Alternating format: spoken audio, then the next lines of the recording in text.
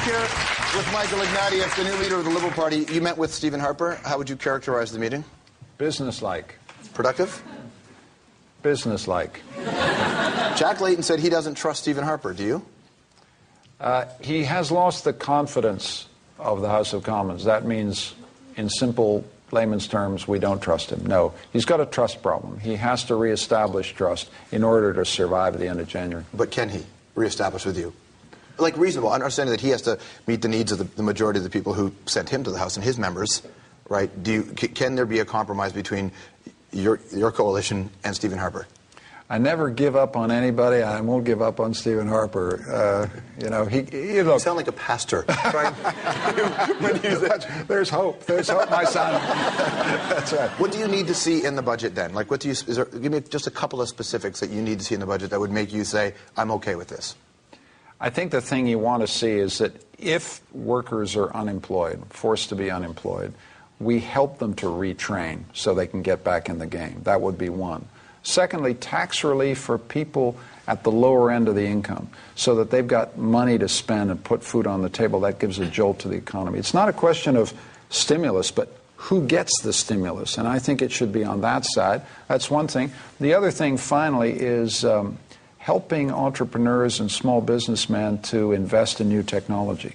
One of the key ways to make us more productive is if we're allowing them to replace their computer systems and get new machines and stuff so that when we get out of this, they're ready to fire on all cylinders. So you have this job now a week. You end of January, you could be in another election, or at the very least, you could be the coalition government, or you could be in the same position you're in right now.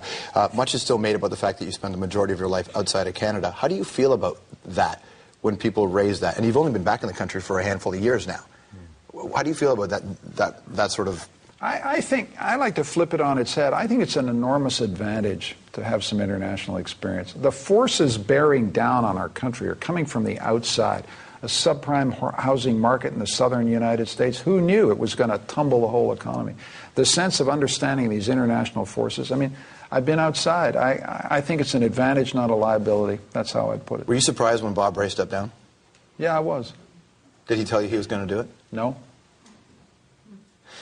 I was thinking about, it's a guy you've known for so long, right? And he was a big part of Roommate, that much is made about that thing. And you're off doing your thing, living, teaching, working around the world. He, in his mind, has dedicated his life to public service. He switches parties. He's making a run. He sees himself. The final chapter in the book of his life, as it was once told me, a wise man said, was about, sees him as the prime minister. And all of a sudden, it's like a National Lampoon's movie. His old college roommate comes back and takes the job. Yeah. What a nightmare. Yeah.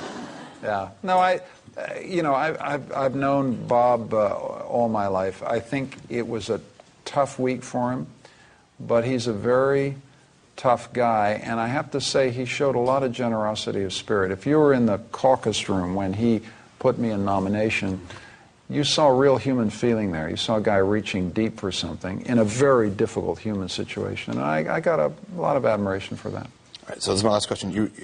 As you get to the point where you might be the prime minister, like we said, one of 3 jobs you could have. 4 if you want to go back to teaching. But your judgment and your record is going to come up time and time again to see if you're the guy that can withstand the stress test. Now, knowing what we know about the war in Iraq, had you been the prime minister at the time, had Stephen Harper been the prime minister at the time, Canada would more likely be in the war in Iraq. Had you been the prime minister, we would be in the war in Iraq. Because since you've taken away, but at the time you were in favor of it. Can someone look at you and then say, is that a question of your judgment and how you would handle a situation like that? My judgment's on the line the whole time, George, and I've made mistakes. My feeling about Iraq was driven by something that scalded me, if I can use those words, seeing what Saddam had done to the Kurds when I was a journalist. And that maybe took me further than I should have gone. You know, sometimes in the depth of your feeling, your anger at something that you've seen takes you further than you should have gone. Had I been prime minister, which is your direct question, 2003, I think I would have had the briefings Mr. Chrétien would have had. I would have been responsible for a government. I would have had to listen to the Canadian people. The Canadian people, I think, felt on balance. They didn't think going into Iraq was a good thing. I think I can say with some degree of confidence, had I been in the chair, Mr. Chrétien's chair, I would have made the same call. I sure hope so. It's what's called a retrospective hypothetical. So I can't exactly tell you, I mean, I'm doing the best I can Sure. here. But I think Mr. Chrétien made the right decision for the country, and I sure hope, let me put it that way, I sure hope I would have made that decision. It's good to see you. Great to see you. Thanks for coming. Micheal Ignatieff, everybody. We'll be right back.